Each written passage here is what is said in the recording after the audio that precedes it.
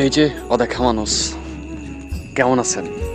হ্যাঁ, আপনাকেই বলছি, কেমন আছেন? ভালো আছেন তো? কি এখনো ঘুমান নাই? রাত কয়টা বাজে দেখছেন? একটু ঘুমান এখন। কার কথা চিন্তা করেন? আপনার প্রেমিকার কথা নাকি আপনার ফ্যামিলির কথা?